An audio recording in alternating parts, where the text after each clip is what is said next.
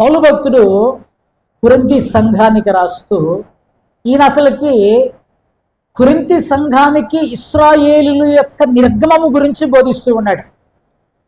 నిర్గమము గురించి బోధిస్తూ, వారి యొక్క నిర్గమము, వారి యొక్క విమోచనము గురించి బోధిస్తూ, అక్కడ జరిగిన కొన్ని సంఘటనలు, దేవుడు ఏ రకంగా వారికి సదుపాయాలు కల్పించాడో, ఈ మాట జాగ్రత్త గుర్తుపెట్టుకోండి.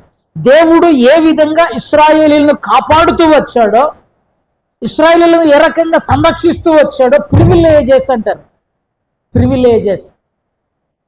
దేవుడు వారికి ఎటువంటి, ఒక రకంగా చెప్పాలంటే రిజర్వేషన్స్ అనుకోండి, ఈజీగా అర్థం కావడం కొరకు, ఎటువంటి సదుపాయాలు, ఎటువంటి రిజర్వేషన్స్ కల్పించాడో వాటన్నిటి చెబుతూ, కొన్ని దేవుని యొక్క మనము కొన్నిసార్లు అవగాహనలో అంటే అంతగా గుర్తించిన ఇంకొక రూపాన్ని కూడా చూపిస్తున్నాడు. ఏంటిదయ్యా అంటే, ఈ సంగతులు దృష్టాంతములుగా వారికి సంభవించినవి అన్నాడు. దృష్టాంతములుగా వారికి సంభవించి అన్నాడు. దృష్టాంతములు అంటే ఏంటిది? ఇది ఇంపార్టెంట్. దృష్టాంతములు అంటే మాదిరి, లేదు సాదృశ్యము, లేదు మోడల్. ఇంకా ఈజీగా అర్థం కావాలంటే ఎగ్జాంపుల్. ఫర్ ఎగ్జాంపుల్, ఎగ్జాంపుల్ అనే పదాన్ని ఇంగ్లీష్లో వాడారు. దీనికి మాది దృష్టాంతము అనేటువంటి పదానికి ఎగ్జాంపుల్, మాదిరి, మోడల్, సాదృశ్యము. సాదృశ్యము అనేటువంటి పదం కూడా సేమ్, అలాగే. అలాగే మనము చాలాసార్లు మనము జడ్జిలు చూస్తే, అంటే కోర్టు తీర్పులు ఇచ్చేటప్పుడు, ఇంతకు ముందు ఆల్రెడీ ఇవ్వబడినటువంటి తీర్పులని ఇదే విధానములో, లేకపోతే ఇదే కేసు, ఇదే లెక్కలో ఉంటే, ఇంతకు ముందు ఉన్నటువంటి కేసులను వాళ్ళు ఎగ్జాంపుల్గా మాదిరిగా తీసుకొని ఇప్పుడు జనరల్గా జడ్జిమెంట్ ఇచ్చేటువంటి అవకాశాలు ఉంటాయి. అందుకనే వాళ్ళు జడ్జిమెంట్ ఇచ్చినప్పుడు ఫలానా కోర్టు కేసు, ఫలానా కేసు, ఫలానా కేసు అని చెప్పేసి అని రిఫర్ చేస్తుంటే, రిఫరెన్స్ అని కూడా మనం తీసుకోవచ్చు.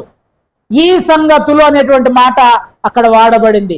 చూడండి ఏంటిది మనం ఆలోచన చేస్తే, అదే 10వ అధ్యాయం 6వ వచనంలో ఇది ఇశ్రాయేలుకు సంభవించినయట. ఏం సంభవించినాయి అంటే అక్కడ కొన్ని మాటలు చెప్తున్నాడు, చదవండి. వారు ఆశించిన ప్రకారము మనము చెడ్డవాటిని ఆశించకుండునట్లు దృష్టాంతములుగా ఉన్నవి, మాదిరిగా ఉన్నవి. వాళ్ళు మన ముందు నడిచారు, మన ముందు జీవించారు. వాళ్ళు ఏ రకంగా జీవించారు అనేటువంటిది మనకు మాదిరిగా ఉంది, ఎగ్జాంపుల్గా ఉంది. వాళ్ళలా నువ్వు బ్రతికితే వాళ్ళలాగే పాడవుతావు. అర్థమవుతుందా? మాదిరి అంటే ఏంటిది, మార్గం అంటే ఏంటిది? ఒకటి మార్గంలో పోయాడు, ముళ్ళున్నాయి, మనకి చెప్పాడు, అయ్యా ఈ మార్గంలో మొత్తం జనరల్గా డ్రైవర్లకి ఈ భాష ఎక్కువ తెలుస్తుంది. అబ్బా ఆ రూట్లో పోకుండా రోడ్డు మొత్తం కచరా ఉందంటారు.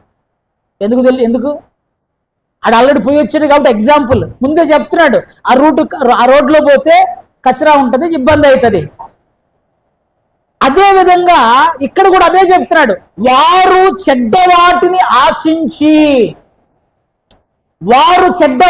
ఆశించిన ప్రకారం మనము కూడా చెడ్డవాటిని ఆశించకుండా, అంటే ఇది ఏంటిది, మనకి ఒక దారి అన్నట్లు, ఒక రకంగా చెప్పాలంటే మనము నడవవలసినటువంటి దాన్ని ముందే క్లియర్గా పిక్చర్ ఇస్తున్నాడు పౌలు గారు. కొరింథీ సంఘానికి స్పష్టంగా మాట్లాడుతూ, వారు చెడ్డవాటిని ఆశించారు, మనము కూడా చెడ్డవాటిని ఆశించకూడదు. లేదు నేను ఆ చెడ్డవాటిని నేను కూడా ఆశిస్తాను అంటే ఏం జరుగుతుందో మనకి కిందకి చూద్దాం. చూడండి, పేతురు భక్తుడు వీటిని గురించి, ఈ దృష్టాంతములు అనేటువంటి మాట గురించి తన పత్రికలో రాస్తూ, 2వ పత్రిక 2వ అధ్యాయము 6-7 వచనాలు పేతురు రాసిన సొదొమ గొమొర్రాలను పట్టణములను భస్మము చేసి ముందుకు భక్తిహీనులకు వారికి దృష్టాంతముగా ఉంచుటకై వాటికి నాశనము విధించి కామ వికారయుక్తమైన నడవడి చేత బహు బాధపడిన నీతిమంతుడగు లోతును తప్పించెను. ఇక్కడ జాగ్రత్తగా రండి. సొదొమ గొమొర్రాల గురించి ఎందుకు రాపిచ్చాడు? అదే అంటున్నాడు, ముందుకు ఇది జరిగి దగ్గర 6,000 సంవత్సరాలు అవుతుంది అనుకుంది, 7,000 సంవత్సరాలు అనుకుందాం. ఏది సొదొమ గొమొర్రాల యొక్క చరిత్ర జరిగిపోయి 7,000 సంవత్సరాల క్రితం స్టోరీ. ఎందుకు మరి రాశాడు? ముందుకంటే ఇప్పుడు ఇంకా ముందుకి, దేవుని రాకడ వరకు ముందుకు భక్తిహీనులకు వారికి. అరే బాబు, నువ్వు నేను కూడా భక్తిహీనతో బ్రతికితే సొదొమ గొమొర్రాలు ఎలా నాశనం అయిపోయినాయో అలాగే నువ్వు నేను కూడా నాశనం అవుతాము. నాశనమును విధించి, ఇక్కడ దేవుడు అన్యాయస్తుడు కాదు, దేవుడు అన్యాయస్తుడిగానే కాదు. సొదొమ గొమొర్రాలను ఎట్లయితే నాశనం చేశాడో అదే సొదొమ గొమొర్రా పట్టణాలలో నీతిగా బ్రతికినటువంటి లోతును మాత్రం నాశనం చేయలే. ఇక్కడ 2 ఉన్నాయి. మొన్నటి దాకా మనము దేవుని యొక్క సదుపాయాలు, మేనిఫెస్టేషన్, దేవుని ఇచ్చిన ప్రివిలేజెస్ చూసాము. ఈరోజు దేవుని యొక్క ఉగ్రతను కూడా మనం చూద్దాం. ప్రివిలేజెసే కాదు, మంచి నీతిమంతుని రక్షించగలిగినటువంటి వాడు భక్తిహీనులకు, అందుకే సొదొమ గొమొర్రాల గురించి స్పష్టంగా పేతురు భక్తుడు స్పష్టంగా రాస్తున్నాడు, ముందుకు భక్తిహీనులకు వారికి. అంటే ఇది ఇంకా ముందు భవిష్యత్తు. మనము భక్తిహీనులుగా ఉంటే, మనము నీతిమంతులుగా ఉంటే లోతు ఏ విధంగా అయితే బ్రతికాడో లోతులా మనం కూడా తప్పించబడతా. మనం భక్తిహీనులమైతే సొదొమ గొమొర్రాల లాగా మనము కూడా నాశనమును విధించబడుతుంది అనేటువంటి దృష్టాంతము, ఎగ్జాంపుల్ అవి పెట్టాడు. అక్కడ సొదొమ గొమొర్రాలను పెట్టాడు, లోతుని పెట్టాడు. ఇది దృష్టాంతం అంటే, ఎగ్జాంపుల్, మాదిరి అంటే. కనుక మనం ఆలోచించవలసిన వారమై ఉంటున్నాం.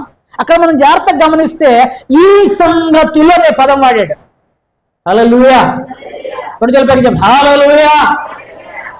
ఈ సంగతులు అంటే కొన్ని సంగతులు అక్కడ జరిగినాయి, కొన్ని సంఘటనలు జరిగినాయి.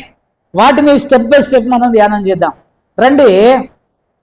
మొదటిగా అక్కడ ఏం చెప్తున్నాడంటే విగ్రహారాధన గురించి మాట్లాడాడు. మొదటిగా ఏం చెప్పాడు?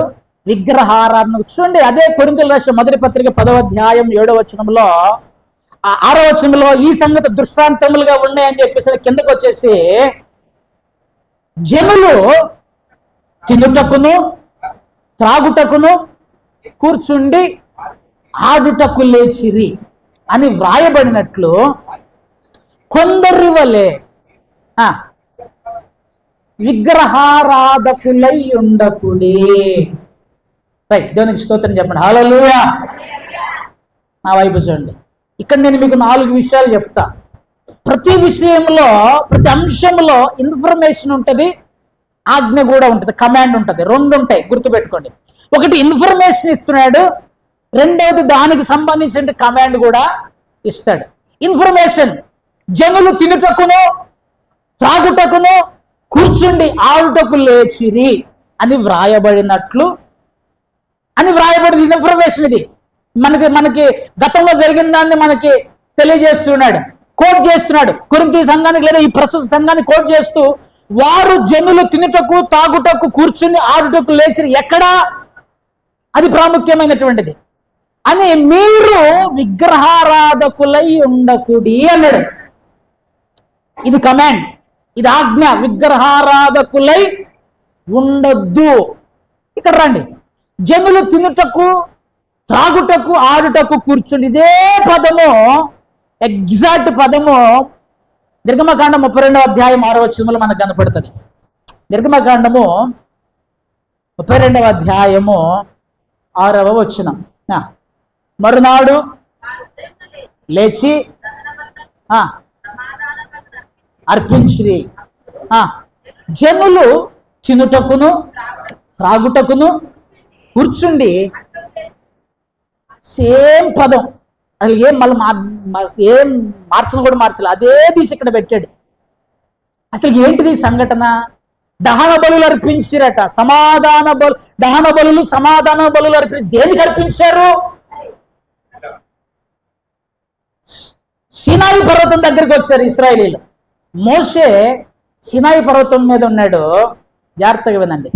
మోషే సినాయి పర్వతం మీద ఉన్నాడు, దేవునితో మాట్లాడుతున్నాడు. అక్కడ 10 ఆజ్ఞల పలకలు రాయబడుతూ ఉన్నాయి.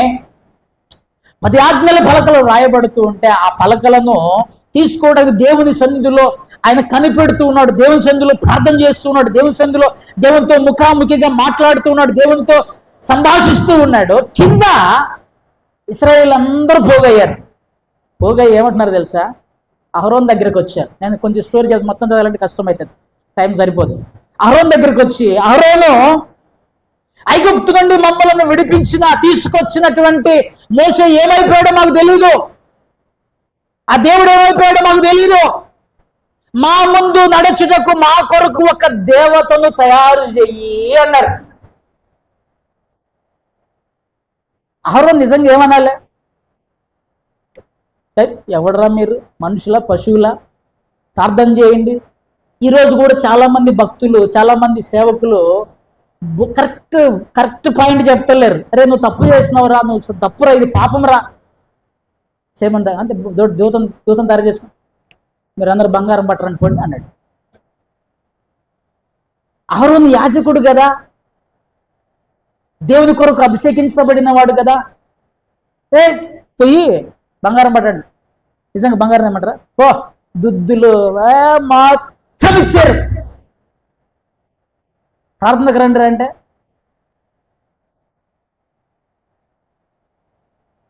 ఆలోచన చేయాలి. మనం ఏం చేస్తాం, మనం దేనికి వైపు పరిగెడుతున్నాం? అన్నీ ఇస్తే మనకు ఒక అద్భుతమైన మాట ఉంటుంది ఇక్కడ. ఆయన 4వ వచనంలో, అతడు వారి యొద్ద వాటిని తీసుకొని పోగరుతో రూపమును ఏర్పరచి దానిని పోతపోసి పోసిన దూడగా చేసిండట. అప్పుడు వారు, ఈ పదం చదవండి, అసలు ఎంత జుగుప్సాకరంగా ఉంటదంటే, ఓ ఇశ్రాయేలు, ఇదే అసలు అది పుట్టింది ఎప్పుడు రా బాబు? దాని వయసు ఎంత? అది రూపించబడి ఎంతకేమైతుంది? ఒక 5 నిమిషాలు అయిందేమో. ఒక్కడికొకటి చెప్పు, ఓ ఇశ్రాయేలు, నిన్ను ఐగుప్తు నుండి విడిపించినటువంటి నీ దేవుడు ఇదే. హృదయాన్ని బిడ్డలారా, ఆలోచన చేయండి. మనము అసలు ఎటు పరిగెడుతున్నాం? దేవుని, నీ యొక్క రక్షకుణ్ణి, నీ విమోచకుణ్ణి, నీ కొరకు రక్తము కార్చినటువంటి దేవుణ్ణి ఆశ్రయిస్తున్నావా, వెంబడిస్తున్నావా? ఆయనను కాక వేరొక దానిని మనం వెంబడిస్తున్నామా? మనం ఆలోచించవలసిన వారమై ఉంటున్నాం. హృదయాన్ని బిడ్డలారా, చూడండి, ఇక్కడ ఇశ్రాయేలు ఎంత ఘోరమైనటువంటి తప్పిదం చేస్తున్నారో చూడండి. అయ్యా మేము విగ్రహారాధన చేస్తలేం, విగ్రహారాధన చేస్తలేరు నిజమే, కాకపోతే బతుకమ్మకి ఆట ఆడతారు అంతే. బతుకమ్మకి ఆట ఆడతారు అంతే, విగ్రహారాధన చేయరు. కానీ చేసే పనులన్నీ, ఎంతమందికి కాళ్ళకి చేతులకు తాయెత్తులు ఉన్నాయి? మీరే ఆలోచన చేసుకోండి. పోయి సర్వశక్తి మంత్రిని దేవుడా 10 తెగుళ్ళు పంపి ఫరోను 30 తిప్పలు పెట్టి, అంతకు ముందే కదయ్యా వీళ్ళు ఎర్ర సముద్రంలో అద్భుతంగా ఆడిన నేలను నడిచి వచ్చారు. ఏమైపోయింది? ఆ యొక్క మహిమను చూసిన కళ్ళు ఏమైపోయినాయి? నీ బ్రతుకులో నీకు ముందు ఇంతకు ముందు అద్భుతములు జరగలేదా? నీ బ్రతుకులో దేవుడు నీకు మేలులు చేయలేదా? ఏమైపోయినాయి అవన్నీ నాకు సంబంధం లేదు. ఇప్పుడు కావాలి నాకు. ఓ నిన్ను ఐగుప్తు నుండి విడిపించిన దేవుడు ఇదే. జాగ్రత్తగా ఆలోచన చేయవలసిన వారమంటున్నా. అహరోను అది చూచి వాని ఎదుట ఒక బలిపీఠము కట్టి, మీకు నేను మరలా చెప్తున్నా, గుర్తుపెట్టుకోండి, మిమ్మల్ని గద్దించేవాడు మీకు ఉండటం మీకు మేలు, మీ తప్పులను ఎత్తి చూపించేటోడు మీకు సేవకుడిగా ఉండటం మీకు మేలు. నువ్వు ఏం చేసినా కూడా పూతబూసి ఎట్లంటే అహరోను లాంటి వాళ్ళు ఉన్నారనుకో, నువ్వు నాశనమే. అట్లీస్ట్ ఆ దూడం తయారు చేసిన తర్వాత అయ్యో వాళ్ళ మాట ఉన్నప్పుడైనా, అరే ఇది అన్యాయము. ఎందుకంటే మోషే నోటికి స్వరము అహరోనే. మోషే పలికిన ప్రతి మాట ఫరో దగ్గర అహరోనే చెప్పాడు. అంత కళ్ళతో చూసినటువంటి వాడు అహరోను. చూడండి, దయచేసి ఆలోచన చేయండి. అక్కడ చూడండి, అహరోను రేపు యెహోవాకు పండుగ జరుగునని చెప్పిండట. ఎవరికి పండుగ? యెహోవాకు పండుగ జరుగును. బలిపీఠం దేని ముందు కట్టాడు? దూడ ముందు కట్టాడు. దాని ఎదుట బలిపీఠం కట్టిండట. అంటే దూడని ఏం చేస్తున్నాడు? దేవుణ్ణి చేసేసాడు. ఆ దూడని దేవునిగా ప్రతిష్ఠిస్తున్నాడు. దయచేసి మనము గమనించవలసిన వారమై ఉంటున్నాం, ఆలోచించవలసిన వారమై ఉంటున్నాం. రండి, 20వ వచనంలో దూడని దేవుని చేస్తే ఇక ఈ పండగ జనులు తినుటకు ఆడుటకు, అదే ఇందాక జనులు తినుటకు తాగుటకు కూర్చుంది, ఆడుటకు లేచిరి. ఇక సప్పుళ్ళు వినపడుతున్నాయి. ఇక మొత్తం రకరకాలుగా తయారైంది. ఎవరు కింద అద్దు లేదు, అదుపు లేదు. మీరు గుర్తుపెట్టుకోండి, ఎక్కడైతే విగ్రహారాధన ఉంటుందో అక్కడ అదుపు ఉండదు, అక్కడ క్రమం ఉండదు. వెంటనే దేవుని పైన కొండ మీద ఉన్నటువంటి దేవుడు మోషేతో మాట్లాడు, మోషే నువ్వు త్వరగా కిందకి పో, నువ్వు ఐగుప్తు నుంచి తోడుకొని వచ్చిన నీ జనము దారి తప్పిపోయారు. మోషేకి అర్థం కాలే. నువ్వు తప్పుకో మోషే, వీళ్ళందరూ నాశనం చేస్తా, నీ ద్వారా మరలా నా నిబంధనను స్థిరపరుస్తా అన్నాడు. మోషే ఏడ్చాడు, ప్రతిమలాడాడు. అహరోను పాపములోనికి నెట్టాడు, మోషే ఏడ్చాడు ఇశ్రాయేలు పక్షంగా. అయ్యా కాదు, ఈ అరణ్యంలో చంపుటకు దేవుడు వారిని తీసుకొచ్చాడని చెప్పేసి అన్ని జనులు మాట్లాడతారు, దయతో క్షమించు అని బ్రతిమలాడితే పైన యెహోషువ కూడా ఉంటాడు కొంచెం దూరంలో.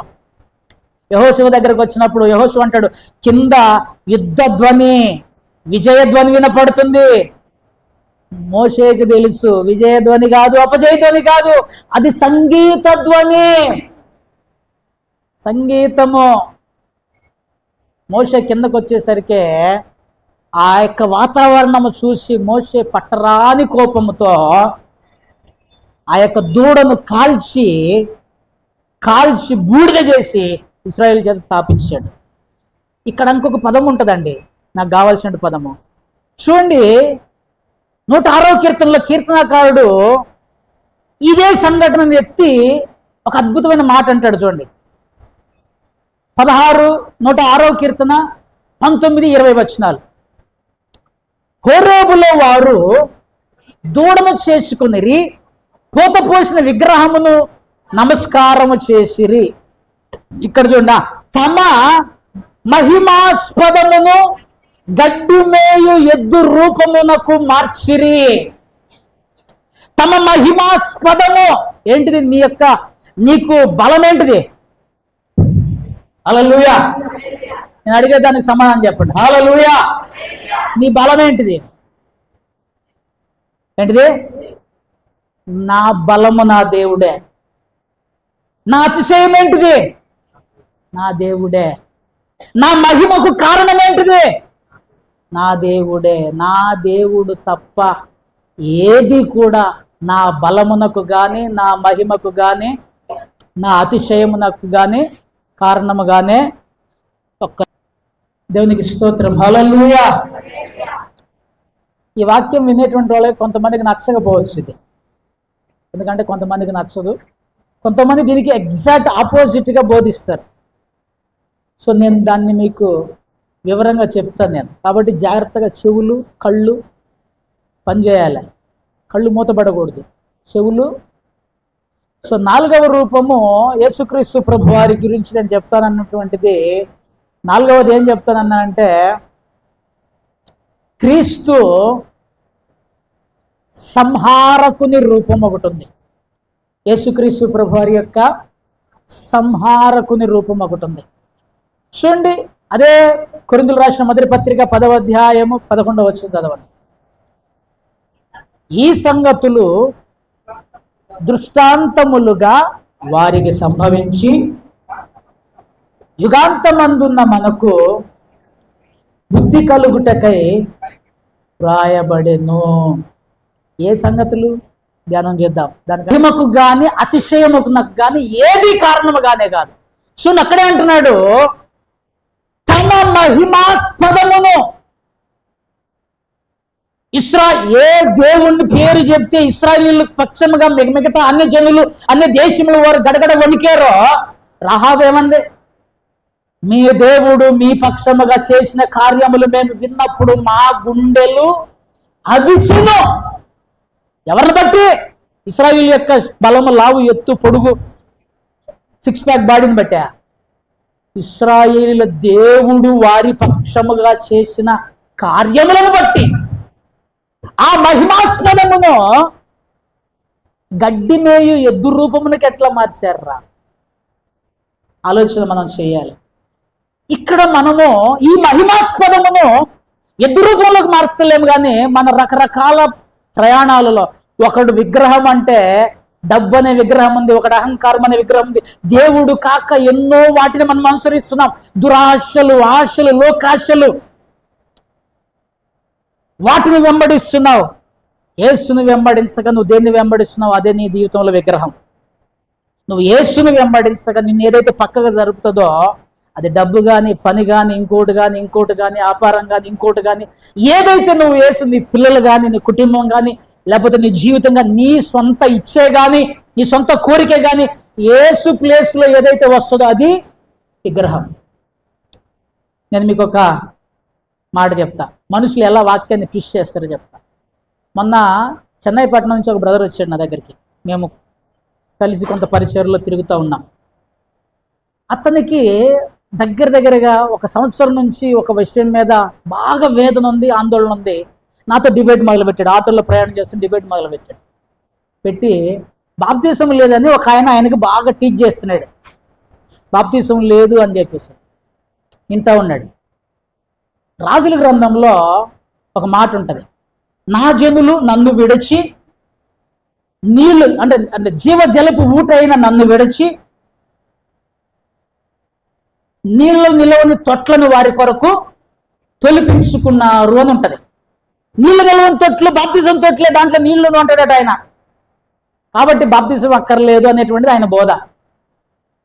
నన్ను అడిగాడు, అన్న ఏంటిది ఇది, దీనికి అర్థం ఏంటి? అయ్యా బాబు, నన్ను విడచి అంటే ఈ నీళ్లు నిలవని తొట్లు దేనికి రిప్రజెంట్, దేని ప్లేస్ని ఆక్రమిస్తున్నాయి? యేసుక్రీస్తు ప్రభువారి దేవుణ్ణి నన్ను విడచి దాన్ని ఆశ్రయిస్తున్నారంటే నా స్థానంలో దాన్ని పెడుతున్నారు మీరు. దేవుని స్థానంలో నువ్వు దేన్ని పెడతావో అదే విగ్రహం. అనంగలనన్నా నేను 2-3 నెలలు పెట్టి జుట్టు పీక్కుంటున్నా. ఆయన నా బోధన, నాకు చేసే బోధన బట్టి విగ్రహం అని నువ్వు చెప్పిన మాట ఎగ్జాక్ట్ యాప్ట్గా సెట్ అయిందన్న.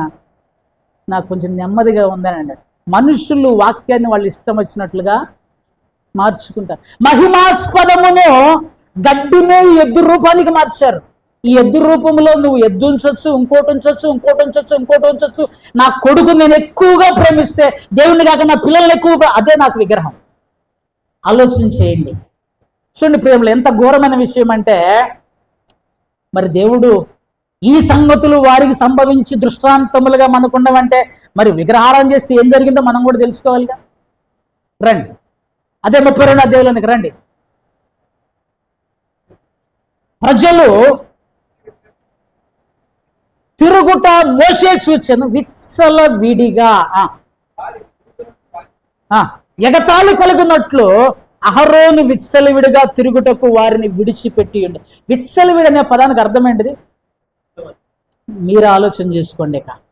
ఈ పదము ఇక దాని లోపలికి పోతే మాట్లాడుకోవడానికి కూడా ఉండదు.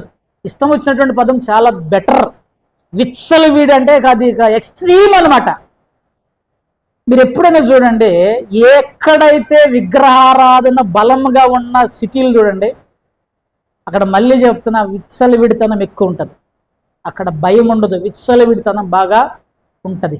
మోషే తట్టుకోలేక ఆ పాళెం ఎదుట నిలబడి, ఎవడరా నా వైపు నిలబడే, యెహోవా వైపు నిలబడేవాడు ఎవరో? లేవీయులందరూ ఒక పక్కకు వచ్చారు. చలో చూడమాకండి, మనోడు తనోడు ఎవరిని చూడమాకండి, వేసుకుంటా పోండి అన్నాడు. ఎంతమంది గెలిచారు? 3000 మంది ఆ యొక్క పాపమును బట్టి, విగ్రహారాధనను బట్టి చనిపోయారు, చంపబడ్డారు, చనిపోయారు. ఇది మనకు ఎగ్జాంపుల్ గా ఉంది. అంటే ఏంటిది? నువ్వు నేను విగ్రహారాధన చేస్తే మీ ఊహకే వదిలేస్తున్నా. రెండవ సంఘటన, కొంచెం త్వరగా వెళ్దాం. వ్యభిచారం. అదే కొరింథీయులకు రాసిన మొదటి పత్రిక 10వ అధ్యాయము 8వ వచనం. నేను 8, 9, 10 వచనాల వరకు చెప్తాను. నేను వారి వల్లే వ్యభిచరింపక యుందము. కొందరు వ్యభిచరించి ఒక్క దినమున 23,000 మంది కూలిరి. ఇక్కడ ఇన్ఫర్మేషన్ ఇస్తున్నాడు కొరింథీ సంఘానికి. ఎందుకంటే అక్కడ కూడా విగ్రహారాధన ఉంది, అక్కడ కూడా విపరీతమైన వ్యభిచారం ఉంది. సంఘం అక్కడి నుంచే కొంతమంది దేవుళ్ళకి వచ్చారు. వారికి కరెక్ట్ గా చెప్తున్నాడు, మీరు విగ్రహారాధన ఇంతకుముందు చేశారు, ఇప్పుడు చేయడానికి వీల్లేదు. ఆ పాత జరిగిన వాటిని కోట్ చేస్తూ చెప్తున్నాడు. ఇంతకుముందు ఇష్టానుసారంగా బ్రతికారు, ఇప్పుడు బ్రతకడానికి వీలు లేదు. 2 అంశాలు చెప్తాడు. వారి వల్లే మనము వ్యభిచరించక యుందము. ఇది ఆజ్ఞ, చెయ్యొద్దు. వాళ్ళు చేసి ఒక్క దినమందే 23,000 మంది. సంఖ్యాకాండం టకటకరండి 25వ అధ్యాయము చదివితే మనము 1వ వచనం. హిత్తీముల వారు దిగి ఉండగా, 25వ అధ్యాయం 1వ వచనం సంఖ్యాకాండం. మోయాబురాండ్రతో, అసలు మోయాబీలకు ఇశ్రాయేలులకు సంబంధం ఏంది? వాళ్ళ అన్యజనులు. బైబిల్ స్పష్టంగా చెప్తుంది, అన్యజనులకు నీ పిల్లల్ని ఇవ్వద్దు, నీ పిల్లలకు అన్యజనులను చేసుకోవద్దు. కులం లేదు, ఏమి లేదు, గుణం లేదు. గుణం కావాలి మనకి. గుణవతి అయిన భార్య అన్నాడు కానీ కులం కలిగిన భార్య అనలే. అర్థమవుతుందా? సో ఇక్కడ ఏం చెప్తున్నాడు? ఇశ్రాయేలు హిత్తీముల దగ్గర ప్రయాణమై ఈ కనాను యాత్రలో సగం దూరం వచ్చారు. వచ్చినప్పుడు నువ్వేం చేయాలి? నీవు కాపాడుకోవాలి. కానీ అక్కడ ఉన్నటువంటి మోయాబురాండ్రతో వారు వ్యభిచారము చేయడం మొదలుపెట్టారు. కొంచెం కిందకి చదివితే, ఒకడు మోషే కన్నుల ఎదుట 6వ వచనంలో ప్రత్యక్ష గుడారం యొక్క ద్వారం వద్ద ఏడ్చుచుండిన ఇశ్రాయేలు సర్వ సమాజం యొక్క కన్నుల ఎదుట ఒకడు ఒక స్త్రీని తీసుకుని వచ్చాడు. జాగ్రత్తగా వినండి అమ్మ. పాపం చేసేటోడికి భయం ఉండదు. ఈ మాట గుర్తుపెట్టుకోండి. పాపం చేసేటోడికి భయం ఉండదు, తెగింపు వస్తుంది. మోషే ఉన్నాడు. మోషే ఉంటే ఏందట? మోషే పెద్ద ఇదే, మోషే పెద్ద ఇదే. అరే ఆ మోషేనేరా మీ కొరకు ఏడ్చి ప్రార్థన చేసింది. లేకపోతే ఇందాక అగ్రహారాధనలోనే కథమైపోయేవాళ్ళు. సంఖ్యాకాండం, నిర్గమకాండంలో కథమైంది. సంఖ్యాకాండం దాకా ఏడొచ్చేవాళ్ళు. కానీ ఆ మోషేనే మీ కొరకు ప్రార్థన చేస్తున్నది. ఆ మోషేనే మీకు నాయకుడిగా ఏర్పరిచినది. ఆ మోషేనే దేవుడు మీకు తీర్పరిగా, నాయకునిగా దేవుడు ఏర్పరిచి పంపించినది. ఆ మోషేనే ఉంటే, మోషే ఉంటే ఎంత రెక్లెస్నెస్ అంటే, తెగింపు. పోవయా నువ్వు పెద్ద. అక్కడ కొంతమంది ఏడుస్తున్నారు. ఆ ప్రత్యక్ష గుడారం ఎదుట వారికి తెగులు వచ్చిందని ఆ తెగులను బట్టి ఏడుస్తున్నారు. దెబ్బ మీద దెబ్బ తగులుతున్నా కూడా అణగం. చాలా మంది, కొంతమంది ఉంటారండి, దేవుడు కొడతా ఉంటాడు, మారురా. దేవుడు మనం తెలియక తప్పు చేసినప్పుడు దేవుడు ప్రత్యక్షమైన ఆయన మార్చుకున్నప్పుడు పశ్చాత్తాపడి దేవుడు క్షమిస్తాడు. మారుతులేడు, మారుతులేరు. తెగులు వచ్చింది ఆల్రెడీ. తెగులు కొంతమంది చస్తున్నారు, ఏడుస్తున్నారు కొంతమంది ప్రత్యక్ష గుడారం దగ్గరకు వచ్చి. అయినా నా సుఖము ముఖ్యము, నా సౌఖ్యం ముఖ్యం. అప్పుడు ఒకడు లేచాడు, ఫీనెహాస్ అనేటువంటి వాడు. లేచి అది చూసి, ఫీనెహాస్ అనేటువంటి వాడు అహరోనికి మనవడట. ఎలియాజరు కొడుకు, అహరోనికి మనవడు. లేచాడు, ఒక ఈటి పట్టుకున్నాడు, పొయ్యాడు. దించితే వాళ్ళిద్దరు కడుపులోకి వెళ్ళి బయటికి వెళ్ళింది. అది రాయబడింది మాట. కడుపులోకి వెళ్ళి దూసిపోయిన మాట ఉంటుంది చూడండి, 25 అధ్యాయం 8వ వచనంలో. ఆ ఇశ్రాయేలీని, ఆ స్త్రీని కడుపులో గుండా దూసిపోన్నట్లు పడిచిండట. పొడిస్తే అప్పుడు దేవుని యొక్క ఉగ్రత, కోపం అణిగింది. ప్రియనులారా, ఆలోచన చేయండి. నేను మీకు ఒక మాట చెప్తే ఈ మాట గుర్తుపెట్టుకోండి. మేము అన్నీ చేస్తున్నాం కదన్నా, మాకేం నష్టం జరగట్లేదు, మా వ్యాపారాలకు నష్టం లేదు, మా బతుకులకు నష్టం లేదు, మా జీవితాలకు నష్టం లేదు అని మనం అనుకోవచ్చు. ఇప్పటికిప్పుడు ఏం జరగకపోవచ్చు. నా లైఫ్ ఎక్స్పీరియన్స్ చెప్తా, గుర్తుపెట్టుకోండి. ఇప్పటికిప్పుడు ఏం జరగదు. పాపము పరిపక్వం అవటానికి టైం తీసుకుంటుంది. బైబిల్ అదే చెప్తుంది. దురాశ గర్భము ధరించి పాపము కనును, పాపము పరిపక్వం అవటానికి, దీని అల్టిమేట్ స్టేజ్ పండిన దాకా ఆగుతాడు దేవుడు. ఎందుకు? మారతావని. దేవుడికి నిన్ను నాశనం చేయడం ఉద్దేశం కాదు, నువ్వు మార్పు చెందాలని కోరిక. అందరు నాశనంగా పోతే దేవుడు మన కొరకు రక్తం కార్చింది దేనికి? అందరు నరకానికి పోవడానికి. క్షమించడానికి సిద్ధంగా నువ్వు మారతావు, మారు మనసు పొందుతావని ఈ పరిపక్వం చెందేంత వరకు చూస్తాడు.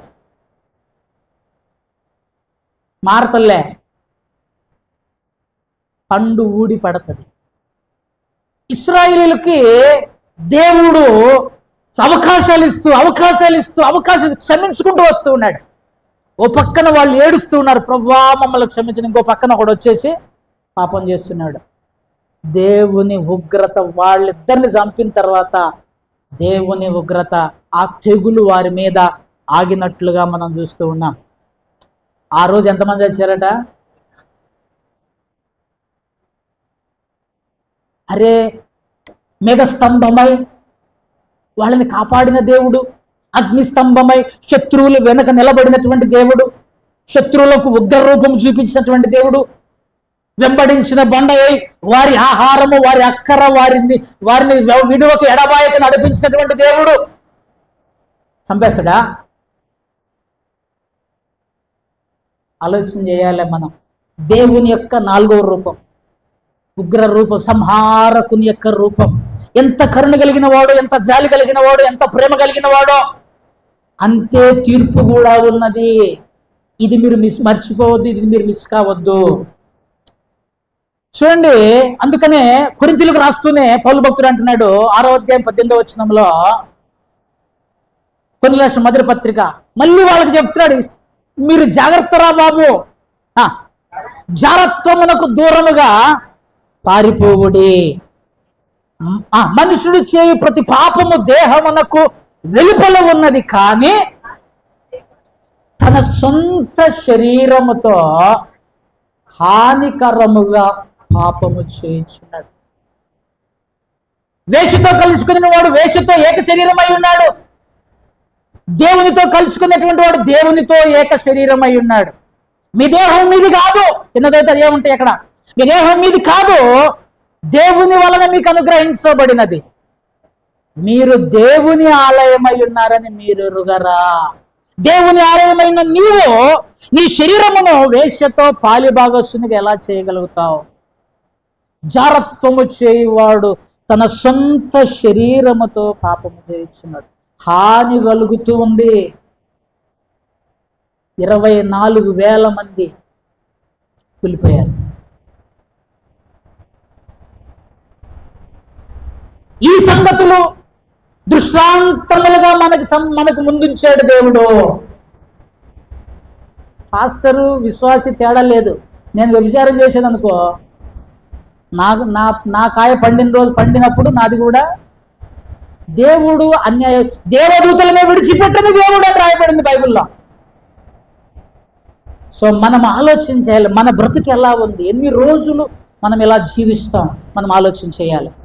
3వది, ప్రభువును శోధించిరి అనేటువంటి మాట రాయబడింది. 9వ వచనం రండి.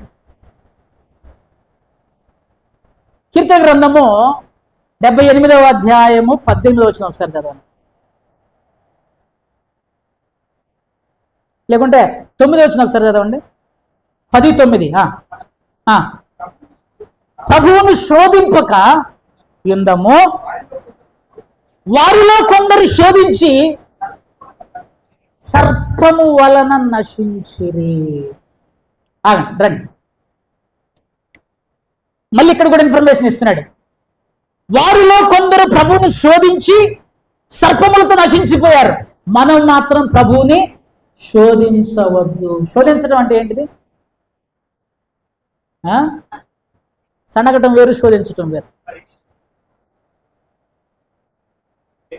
టెస్ట్ చేయటం.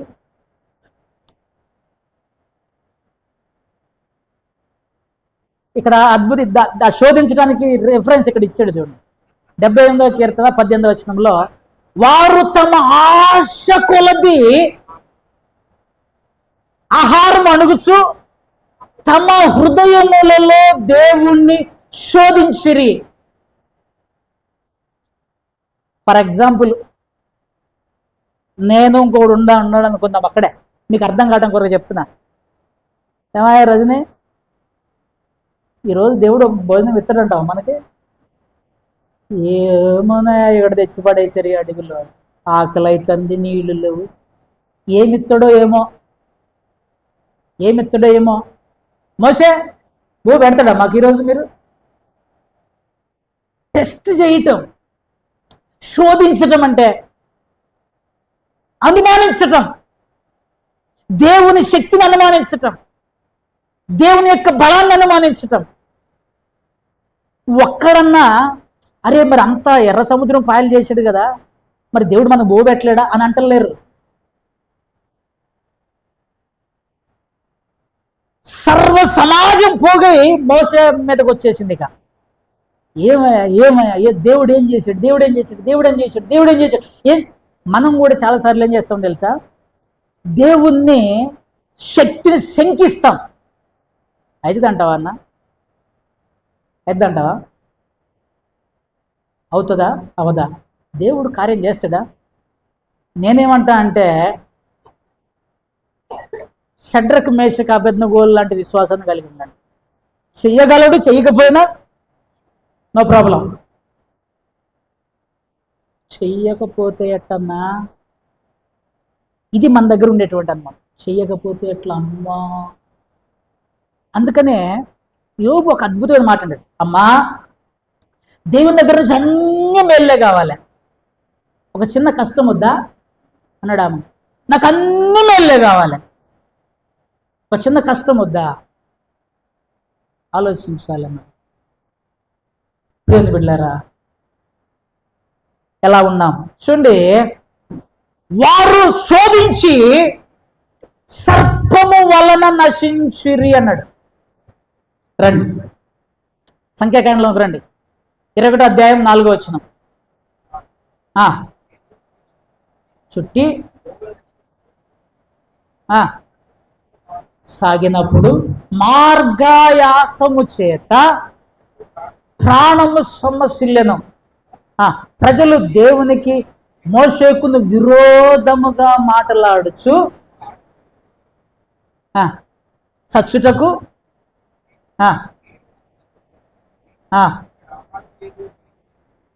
సవిసారము లేని ఈ అన్నము మాకు అసహ్యమైనది. ఉప్పు లేదు, కారం లేదు. ఏందో వీళ్ళు ప్రతి నెల వండుతారు, ఉప్పు ఉండదు, కారం ఉండదు. ఒకరోజు ఉప్పు ఎత్తేనేమో అబ్బా మస్తు అంటారు, ఒకరోజు ఉప్పు తగ్గి. ఇశ్రాయేలు యొక్క నేను మీకు ఒకటి చెప్తా, ఇమాజిన్ చేయండి. ఈ సవిసారం లేని ఆహారం ముఖ్యమా, పాలు తెనెలు ప్రవహించు కనాను ముఖ్యమా? నీ ఇంటెన్షన్ ఏం కావాలి? లక్ష్యం ఏంటిది? కనాను. దాన్ని చూస్తలేరు. దేవుడు పాలు తేనెలు ప్రవహించు దేశము నేను నీకు ఇస్తానంటే, కనాను వీళ్ళు ఆల్రెడీ విన్నారమ్మా. వీళ్ళు చూడకపోయినా విన్నారు. ఒక ద్రాక్ష గెలని ఇద్దరు మోసారట. కాలేబు చెప్తాడు, అది చాలా శ్రేష్టమైన సారవంతమైన దేశము, మనం అక్కడ పోదాం. విన్నారు కదా. ఒక్క ద్రాక్ష గెల ఇద్దరు మోసేంత ఉందంటే అసలు కాదు ఏ భూమి ఏంటిది, అక్కడ సారం ఎంత ఉంది, అక్కడ ఎంత శ్రేష్టమైనటువంటి. అది వద్దు, ఇప్పుడు ఉప్పు కారం ఎత్తావా లేదా ఆలోచన చేయండి. సనగటం మొదలు పెట్టారు. మోషేకును దేవునికి విరోధంగా సనగటం అంటే సనుగుడు కాదు, ఇది శోధించడం. మాకు ఇస్తాడా, ఆహారం ఇస్తాడా, నీళ్ళు ఇస్తాడా, ఇస్తే దాంట్లో రుచి ఉంటుందా?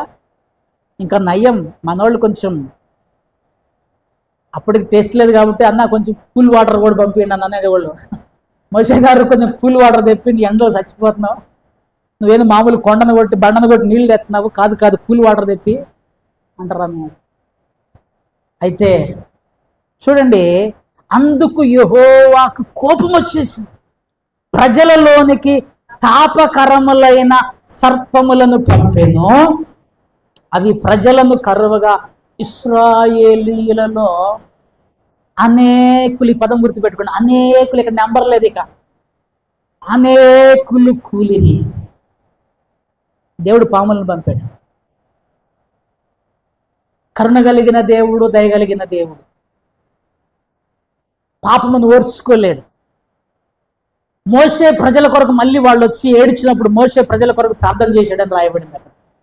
అప్పుడు దేవుడు చెప్తున్నాడు, నువ్వు ఒక ఇత్తడి సర్పంను తయారు చేసి ఒక కర్ర మీద నిలబెట్టు, ఆ కర్ర ఆ సర్పం వైపు చూసిన వాడు బ్రతుకుతాడు అన్నాడు. ఆయన ఒక ఇత్తడి సర్పాన్ని తయారు చేసి కర్రను పెట్టి నిలబెట్టినప్పుడు దాని వైపు చూసిన వారందరూ బ్రతికారు. ఈ సంహారకుని రూపమే ఈ ఇత్తడి సర్పము వలె, ఈ ఇత్తడి సర్పము రూపంలో ఎత్తబడిన వాడు యేసుక్రీస్తు ప్రభువారే అని చెప్పేసి బైబిల్ తెలియజేస్తుంది. చూడండి, బ్రతికెదరు అన్నాడు. యోహాను సువార్త 3వ అధ్యాయం 14-15 వచనాలు చదువుదాం. యోహాను సువార్త 13వ అధ్యాయం 3వ అధ్యాయం 14-15 వచనాలు. అరణ్యములో మోషే సర్పమును ఎలాగూ పైకెత్తినో అలాగే విశ్వసించు ప్రతివాడు నశింపక ఆయన ద్వారా నిత్య జీవం పొందినట్లు మనుష్య కుమారుడు ఎత్తబడవలెను. ఇది ఒక చిన్న సాదృశ్యం.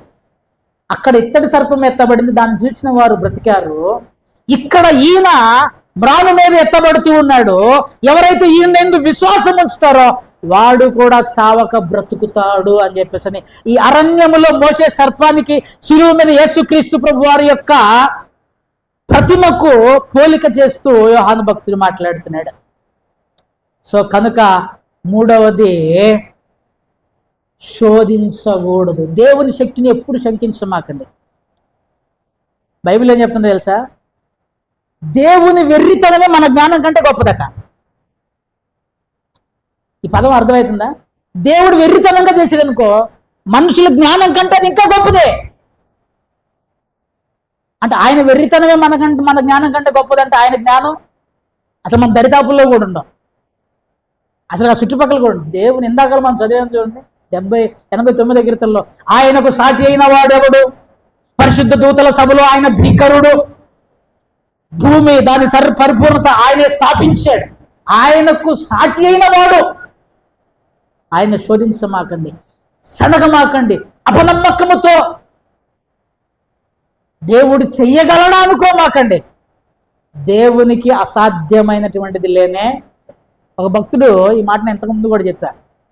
ఏమన్నాడంటే, ఊరికే దేవుని దగ్గరకు పోయి, ప్రభువా నాకు అది ఉంది ప్రభువా, ఇది ఉంది ప్రభువా, ఈ కష్టం ఆ కష్టం, దేవుని దగ్గర గోజాడు మాకయ్యా. నీ దేవుడు ఎంత గొప్పోడో నీ సమస్యకు చెప్పు. నీ సమస్య తీసుకుపోయి దేవునికి చెప్పు మాకు. నీ దేవుడు ఎంతటి శక్తిమంతుడో నీ సమస్యకు చెప్పు. ఆయన సర్వశక్తిమంతుడు, సైన్యములకు అధిపతియగు దేవుడు. నాలుగవది, సనుగులోకి వచ్చాడు. సణుగు 10వ వచనం చదవండి. మీరు సనగకుడి అంటే ఏంటిది? ఆజ్ఞ. సనగమాకండి. వారిలో కొందరు సనిగి సంహారకుని చేత, ఇదిగో ఈయన సంహారకుడు, వాళ్ళతో పాటు మేఘస్తంభముగా వచ్చాడు, వాళ్ళతో పాటు అగ్నిస్తంభముగా వచ్చాడు, వాళ్ళని వెంబడిస్తూ వచ్చాడు. ఇంకోటి కూడా ఉంది, సంహారకుడిగా వాళ్ళని వెంబడిస్తూ వచ్చాడు. సనగమాకండి. సనుగంటే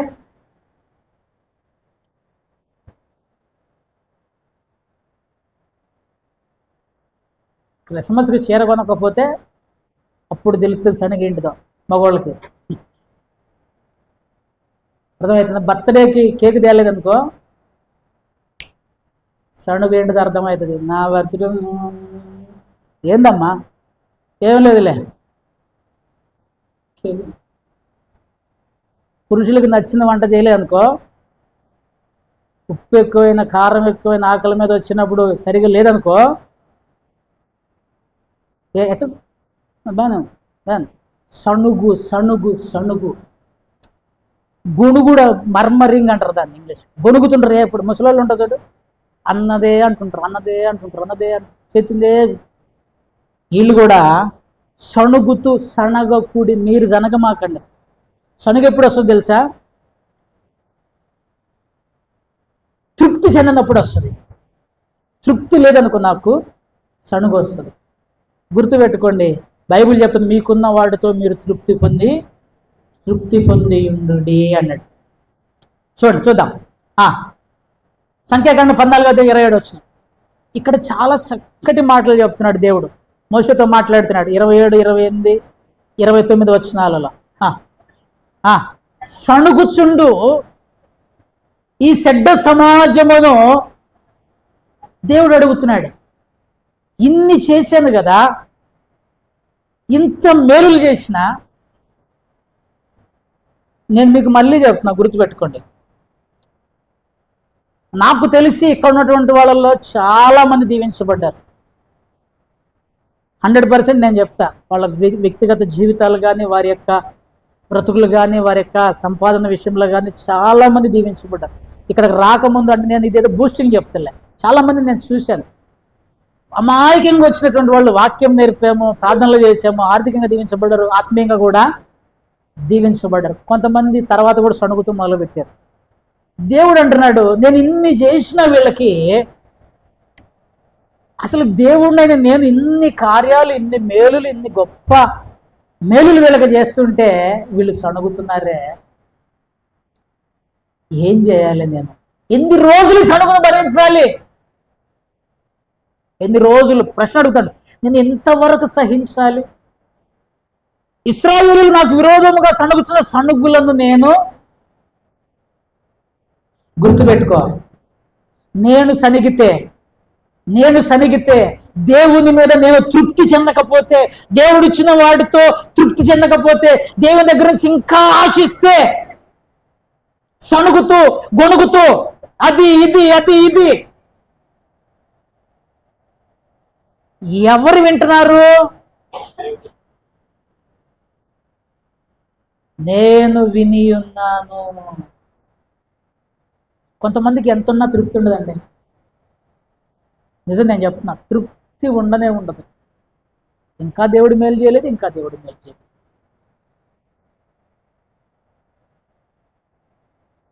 ఎలాన్ మస్క్ కంటే ఇంకా ఉన్నతంగా మనం దీవించబడ్డా కూడా, అబ్బా ఏమన్నా దేవుడు ఇంకొంచెం మేలు చేస్తే బాగుండు అంటామేమో. ఎలాన్ మస్క్ కంటే ఇంకెక్కువ దీవించబడ్డా కూడా, ఎలాన్ మస్క్ కూడా మాకేం తెలుసు అంటారా? ప్రపంచ టెస్లా అనేటువంటి కారు ఉండేది, అమెరికా ప్రెసిడెంట్నే షేక్ చేస్తున్నాడు, అటువంటి వాడు.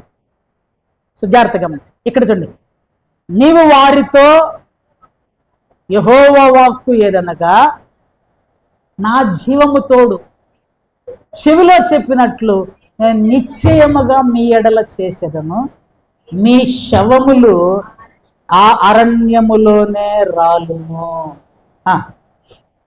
మీ లెక్క మొత్తము చొప్పున మీలో లెక్కించబడిన వారందరూ అనుగా 20 ఏండ్లు మొదలుకొని పై ప్రాయము కలిగి నాకు విరోధముగా సణిగిన వారందరూ, దేవునికి విరోధంగా సనగని వారిని ఒప్పుకుని ఏమంటలేడు దేవుడు, సణిగిన వారిని రాలిపోవుదురు.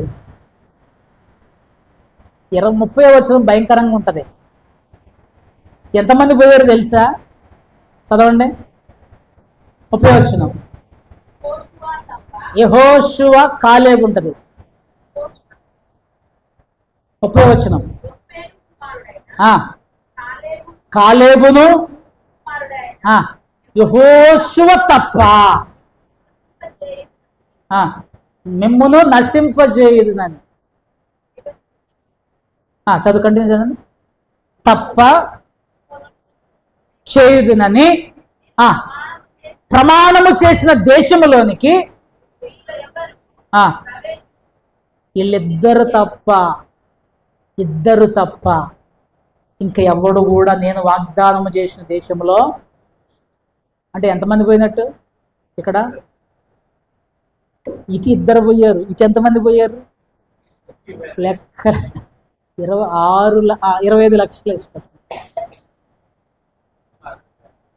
ఎగ్జాంపుల్, మనకు ఎగ్జాక్ట్ లెక్క తెలియదు. ప్రియదేవుని బిడ్డలారా, మనం ఆలోచించేయాలి. నేను ముగిస్తా, చివరికి వచ్చేసాను నేను. ఒకటి చివరి అంశం నేను మీకు చూపిస్తా. వాళ్ళు విగ్రహారాధన చేశారు, మీరు విగ్రహారాధన చేయొద్దు. మేము రాళ్ళకి రప్పలకి మొక్కుతలేను. ఆలోచించేయండి, దేవుని ప్లేస్లో నువ్వు దేన్ని పెడతావో అదే విగ్రహారాధన. నా కొడుకు, నా భార్యను నేను పెట్టుకున్నాను అనుకో, నా భార్యను నేను పూజించినట్లే. దేవుని కంటే దేవుని స్థానములు ఏదొస్తుందో, వ్యాపారం కానీ, డబ్బు కానీ, ఇంకోటి కానీ ఏదైతే వస్తుందో అది విగ్రహారాధన. రెండవది, వాళ్ళు వ్యభిచరించారు, నాశనం అయిపోయారు. మనం అటువంటి పని చేయకూడదు, మనల్ని మనం స్వాధీనంలో ఉంచుకోవాలి. మూడవది, వాళ్ళు శోధించారు, దేవుణ్ణి ప్రశ్నించారు, దేవుని శక్తిని శంకించారు. మనము దేవుని శోధించకూడదు, దేవుని మీద పూర్ణ నమ్మకంతో మనం ఉండాలి. వాళ్ళు సనిగారు, మనం సనగకూడదు. ఇన్ఫర్మేషన్ ఇస్తున్నాడు, ఆజ్ఞ ఇస్తున్నాడు. ఇక్కడ నేను చివరిగా ఈ పాయింట్ ఒకటి చెప్పదలుచుకున్నా. ఏంటంటే, ఇశ్రాయేలు వర్సెస్ ఎవరిని పెడదాం? ఇశ్రాయేలు వర్సెస్, ఇక్కడ నేను గ్యాప్ వదిలిపెట్టా, ఎవరిని పెడదాం? హల్లెలూయా. ఎవరిని పెడదాం? క్రైస్తవులను పెడదామా? విశ్వాసాన్ని పెడదామా? అవి రెండు రాసి కూడా తీసేసాను నేను. నా పేరు పెడదామని డిసైడ్ అయ్యాను నేను. ఇక్కడ మీరు మీ పేరు పెట్టుకోండి. ఇశ్రాయేలు వర్సెస్ మీరు మీ పేరు పెట్టుకోండి. ఇక్కడ ఇది చాలా ఇంపార్టెంట్, జాగ్రత్తగా ఉందండి. వాళ్ళు ఇశ్రాయేలు కనాను యాత్రలో ప్రయాణం అయ్యారు, మనది పరలోక యాత్ర. రెండు సేమ్. వాళ్ళు ఈ లోక కనాను, మన పరలోకపు కనాను. వాళ్ళు బాప్తిసం తీసుకున్నారు, వాళ్ళని దేవుడు మేఘస్తంభముగా వెంబడించాడు, అగ్నిస్తంభముగా వెంబడించాడు. వెంబడించిన బండ సంహారక దూత.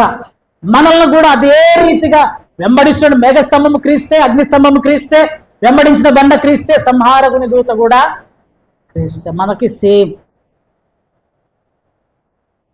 వారు బాప్తిసం తీసుకున్నారు.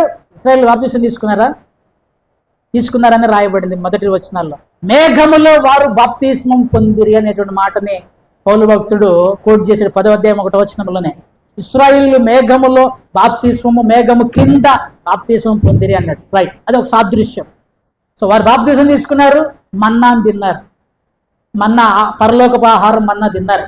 మనం బాప్తిసం తీసుకున్నాం, రొట్టె ద్రాక్షారసాన్ని మనము భుజిస్తున్నాం. సేమే కదా? సేమ్. వారు విగ్రహారాధన చేశారు, 3000 మంది కూలారు. అక్కడ క్వశ్చన్ మార్క్ ఒకటి ఉంది. మనం విగ్రహారాధన చేస్తే, ఈ క్వశ్చన్ మార్క్ చూడండి మీరు. మనం విగ్రహారాధన చేస్తే నీ ఇమాజినేషన్. వారు వ్యభిచారం చేశారు, 23,000 మంది కూలారు. మనం వ్యభిచారం చేస్తే నీ ఇమాజినేషన్. వాళ్ళు శోధించారు, అనేకులు పోయారు. మనం శోధిస్తే ఆలోచన చేయండి. వారు సనిగారు, 2 మాత్రమే మిగిలారు, మిగతా వాళ్ళందరూ. మనం సనిగితే ఇక్కడ ఒక పెద్ద థియరీ ఉంటుంది. ఏంటిది? నేను చెప్పే వాక్యాన్ని కొంతమంది, ఈ మాటలని కొంతమంది అపోజ్ చేయొచ్చు. ఏమని? నువ్వు రక్షణ సిద్ధాంతానికే వ్యతిరేకంగా బోధిస్తున్నావు అని వచ్చి. ఇక్కడ ఏంటిది రక్షణ సిద్ధాంతము? ఇది ఇది ఇది తప్పుడు బోధకి నిజమైన బోధకి వ్యత్యాసం. ఇది రక్షణ సిద్ధాంతము. ఎఫెసీయులకు రాసిన పత్రిక 2వ అధ్యాయం 8-9 వచనాలు తీయండి. ఎఫెసీయులకు రాసిన పత్రిక 2వ అధ్యాయం 8-9 వచనాలు. మీరు విశ్వాసము ద్వారా కృపచేతనే రక్షింపబడి ఉన్నారు. ఇది మీ వలన కలిగినది కాదు, దేవుని వరమే. 9వ వచనం. ఇది క్రియల వలన కలిగినది కాదు గనుక ఎవడును అతిశయపడ వీలు లేదు. నేను అదే చెప్తున్నా. రక్షణ అనేటువంటిది విశ్వాసము ద్వారా దేవుని కృపను బట్టి మాత్రమే దొరుకుతుంది. హల్లెలూయా, అందరూ చెప్పాలి హల్లెలూయా. గుర్తుపెట్టుకోండి, రక్షణ పొందటానికి నువ్వు నేను ఏమి చేయాల్సిన అవసరం లేదు. దేవుని యందు విశ్వాసం ఉంచితే దేవుని కృప నీకు నాకు రక్షణనిచ్చే, రక్షణ ఉచితము, దేవుని వరము. దేవుని వరము ఇది క్రియల వలన కలిగినది కాదు గనుక ఎవడను అతిశయపడ వీలు లేదు. ప్రియ సంఘస్థులారా, జాగ్రత్త గమనించి, దాని అర్థము నువ్వు ఏం చేసినా కూడా రక్షణలో పొందుతుంటావు అనేటువంటిది కాదు. ఇప్పుడు కొంతమంది ఏమని బోధిస్తారంటే, నువ్వు దేవుని నిన్న విశ్వాసం ఉంచో, నీ రక్షణ ఎక్కడికి పోదు, నువ్వు ఏం చేసినా, తప్పు చేసినా, పాపం చేసినా, దొంగతనం చేసినా నువ్వు పరలోక రాజ్యానికి. అది తప్పు. రక్షణ పొందటానికి నువ్వేం చేయాల్సిన అవసరం లేదు. రక్షణ పొందిన నీవు విశ్వాస సంబంధమైన క్రియలు కలిగి ఉండాలి. యాకోబు భక్తుడు రాశాడు 2వ అధ్యాయం 20వ వచనంలో, ప్రాణము లేని శరీరం ఎలాగో మృతమో క్రియలు లేని విశ్వాసము కూడా. ఇంకే లాభం నీ విశ్వాసంతో? చీకటిలో నుంచి వెలుగులోనికి నడిపించిన దేవుడు, నేను చీకటి క్రియలు చేస్తాను, నువ్వు వెలుగులో ఉన్నట్టు ఎట్లెక్క? హల్లెలూయా. సో ఆలోచన చెయ్యవలసిన వారమై ఉంటున్నాం. మనందరము ఆలోచించవలసిన వారమై ఉంటున్నాం. రక్షణ ఉచితము. రక్షణ పొందిన నీవు రక్షణను కాపాడుకుంటూ రక్షణలో నిలిచి క్రీస్తు రూపములోనికి నువ్వు మారాలి.